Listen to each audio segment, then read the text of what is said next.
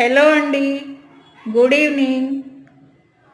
చూడండి మా గోదావరి ఎంత బాగుందో, మిలమిలా మెరుస్తూ గలగలా పారుతూ కొత్త పెళ్లి కూతుర్లా భలే ఉంది కదా.